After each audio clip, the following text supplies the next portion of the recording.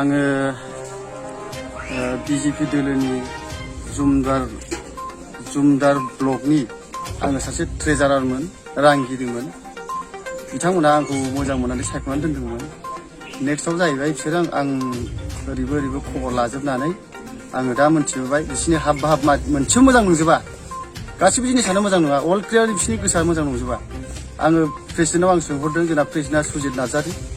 बिथाङा खासियाबारिनिमोन दा सराइबिलाव थायो आरो जोंना सेक्रेटारिया जोंना सावथाल निमु टुडु होनो बिथांमोनाव आं खबर लाबाबो बिथांमोना आंनो जेबो खबरखौनो होआ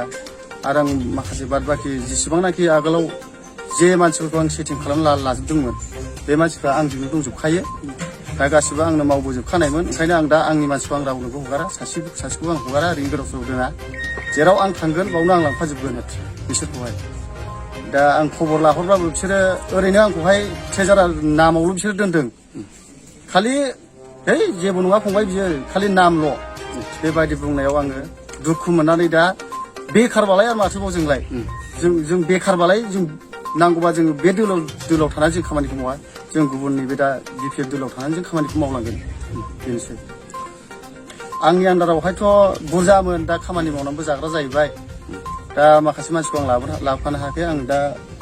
गासै 10 जन मानसि आङो आंनि माबायाव लानानै फैबाय आरो दा दिनैहाय साबसे जइन जादों दा 10 जन जाबाय आंजों 10 जन औ आरो उनाव फैबावगोन नामा उनाव फैबावगोन आं बे जेसेबांनाखि आं सिगां जे माबा खालामदोंमोन बे गासिबो आं बिसोरखौ लाबोजोबगोन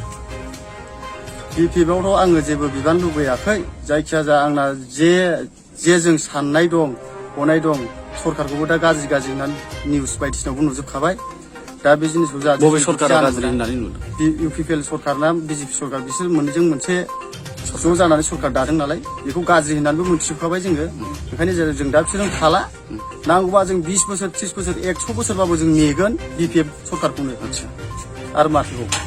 जोंनो उदाय खालाबालाय जोंनो मोजां नंखालाबालाय जोंनो नांला जा सिगाङाव जा मावबोनो मोनबाय आरो दा बेफोरबायदि जों बिसोरजों आरो गैला नोंथाङा बबे हान्जानिफ्राय दिनै बिपिएफ दोलोआव जइन जाफैखो आरो मानि थाखाय नोंथाङा जइन जाफैदों बिपिएफ हान्जायाव आङो दा बिपिएफ हान्जायाव जइन जानाया माने ओरैबायदि आरोखि जे आङो बिजेपि एजिपि आरो इउपिपिएलआव ज' खामानि मावदोंमोन मोनथाम बिसोरो सरकार दा बिसोरो मोनथाम सरकारजों ज' खामानि मावफादोंमोन आङो दा आङो माने उसुबिदा माने जोङो दा जेबो सुबिदा होनायखौ मोनाखै आरो होलांगोन बायदिखौ नुवाखै बिनि थाखायनो आङो दा बिपिएफ हान्जायाहाय फैफिननाय जादों आरो आगोलावबो नों बिपिएफआव दंखायोमोन नामा आगोलावबो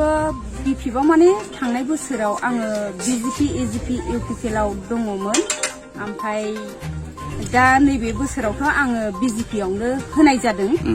बे राइट खोथाखा थेवबो आङो दा बिसोरखौ मोजां मोनैनि थाखाय आरो मानि थाखाय मोजां मोनाखै सुबिदाफोरखौ होनाय नङा जेनेबा बिसिनि सरकार सालायनाया मोजां जानाय नङा साननानैहाय आङो बिपिएफआव फैबाय आरो नोंथाङा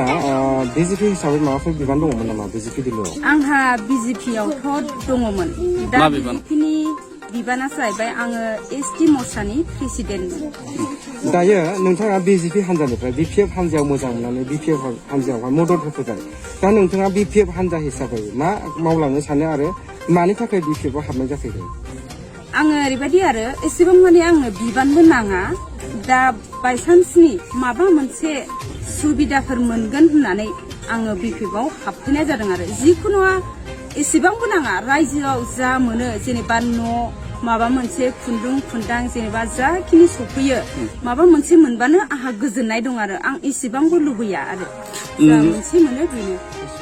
नोंथाङा बिपिएफ सरकार दायोब्ला फोथायनाय दं माने मोजाङै खामानि मावलांगोन आरो रायजोनि खामानि मावलांगोन होननानै